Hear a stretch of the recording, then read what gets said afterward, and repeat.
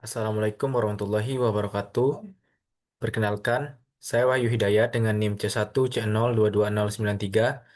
Pada video kali ini saya akan menjelaskan mengenai akad-akad lainnya, yang merupakan tugas dari mata kuliah Akuntansi Syariah dengan dosen pengampu yang terhormat Bapak Dr. Wirmi Eka Putra, SCMSI. Baik, langsung saja untuk materi yang pertama yaitu adapun pembahasan dari PowerPoint materi kali ini yaitu mengenai akad sarf, akad wadiyah, akad al-wakalah, dan juga akad al-kafalah, akad kardul hasan, dan juga akad hiwalah, dan juga akad al-ran. Yang pertama mengenai akad sarf, al-sarf. Akad al-sarf secara etimologi itu artinya al-ziyadah ataupun penambahan, al-al yaitu seimbang, dan juga penghindaran. Pembalingan penukaran ataupun transaksi jual beli. Sarf ataupun money changing itu adalah menjual nilai sesuatu dengan nilai sesuatu yang lain, meliputi emas dengan emas, perak dengan perak, dan juga emas dengan perak. Dari beberapa definisi tersebut dapat disimpulkan bahwa al-sarf itu ialah pertukaran antara uang satu dengan uang lain yang sejenis, atau mata uang satu dengan mata uang lain. Perlakuan akuntansi akad sarf itu sebelumnya diatur dalam PSAK nomor 59 tentang akuntansi perbankan syariah pada paragraf 145 sampai dengan 146. Oke, selanjutnya yaitu akad al-sarf.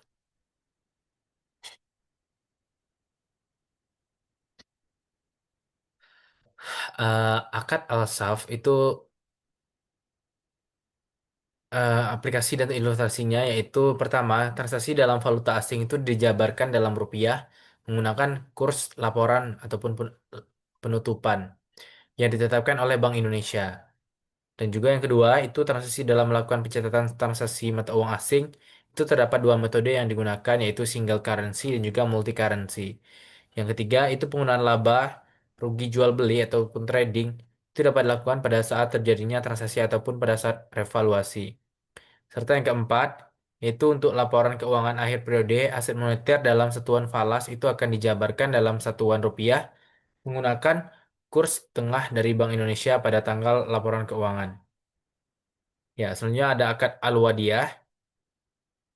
Al-wadiyah itu berasal dari wadah asyai'ah, yang artinya itu meninggalkan ataupun menitipkan sesuatu pada orang lain yang sanggup menjaga sebagai titipan murni dari pihak ke pihak lain. Wadiyah ini merupakan akad tabaratu'an atau tolong menolong ataupun saling membantu. Nah, sehingga masuk dalam kategori akad non-profit. Namun akad ini bisa menjadi akad muawadah atau transaksi pertukaran atau tijarah yang transaksi motif profit.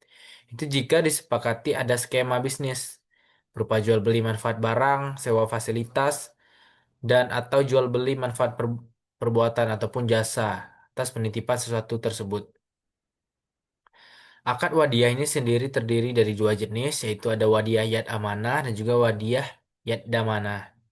Untuk rukun wadiyah ini terdiri dari adanya ijab kabul, adanya barang yang dititipkan, hanya barang yang bisa disimpan. Itu ada barang titipan harus halal dan juga barang memiliki nilai atau kimah. Dan ada orang yang menitipkan barang, serta orang yang dititipkan, serta barang adanya barang titipan. Nah, akad wadiyah itu dapat dibatal apabila meninggalnya orang yang menitipkan atau yang dititipkan barang tadi. Adanya pengembalian barang dari orang yang dititipkan, salah satu pihak itu mengalami koma ataupun hilang akal, terjadinya harj atau legal restriction, atau terjadinya pemindahan kepemilikan. Untuk landasan hukum wadiyah itu berasal dari Quran Surah Al-Baqarah ayat 283 dan juga Quran Surah An-Nisa ayat 58. Wakalah itu ada, selanjutnya akad al-wakalah. Wakalah itu adalah satu tindakan yang menyerahkan ataupun mewakilkan kuasa dirinya al-muwakil kepada orang lain, yang disebut dengan al-wakil, untuk melaksanakan sesuatu ataupun melakukan tindakan-tindakan yang merupakan haknya dari jenis pekerjaan yang bisa digantikan. An-nab, an-nakbalu, an-niyabah, dan dapat dilakukan oleh pemberi kuasa. Dengan ketentuan pekerjaan tersebut dilaksanakan pada saat pemberi kuasa masih hidup. Selanjutnya, adapun untuk landasan hukumnya, al-wakalah ini yaitu Quran Surah Al-Kahfi Hadis 19, Quran Surah An-Nisa ayat 35, dan juga hadis riwayat Maliki nomor 675, Kitab Al-Muwatta, dan ijma ulama. Terdapat tiga jenis wakalah, yaitu al-wakalah al-khosoh, al-wakalah al-ammah, dan al-wakalah al-muqayyadah, dan al-wakalah mutlaqoh. Eh, akad Asalnya akad al-kafalah. Akad kafalah ini adalah jaminan yang diberikan oleh penanggung, itu disebut kafil, kepada pihak ketiga dalam rangka memenuhi kewajiban dari pihak kedua ataupun pihak yang ditanggung. Itu disebut makful anhu.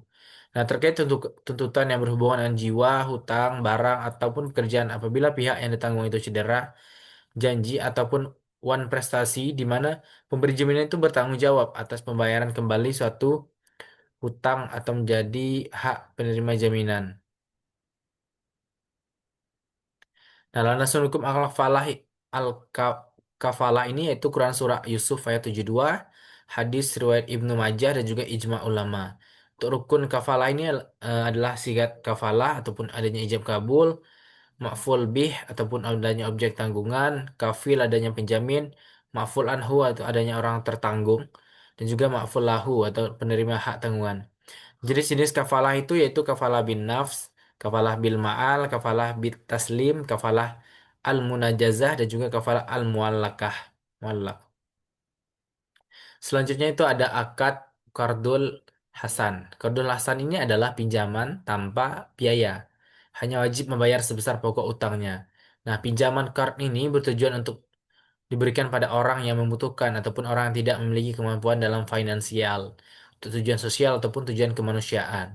Nah, untuk sumber hukumnya itu terdapat pada Quran surah kedua, itu eh, ayat 280, dan juga sunnah Nabi. Untuk rukun kardul asan ini ada tiga, di antaranya itu pelaku yang terdiri dari pemberi dan juga penerima pinjaman.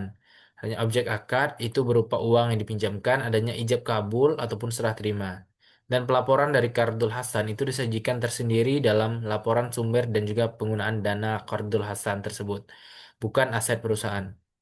Selanjutnya ada akad al-hiwalah, yaitu hawalah berasal dari harfiah yang artinya pengalihan, pemindahan, perubahan warna kulit, ataupun memikul sesuatu di atas pundak objek yang dialihkan, dapat berupa utang ataupun piutang. Nah, untuk jenis akad hiwalah itu ditinjau dari segi objek akad itu ada hiwalah al-haq dan hiwalah al-dain. Dan dari sisi pernyataan itu ada dua juga, itu hawalah al-muqayyadah dan juga hawalah al-mutaqallah. Untuk dasar hukum hiwalah itu yaitu hadis Nabi Muhammad, hadis riwayat Bukhari Muslim, dan juga rukun hiwalah itu ada tiga. Yang pertama itu pelaku yang terdiri atas pihak yang berutang ataupun berpiutang, disebut muhil.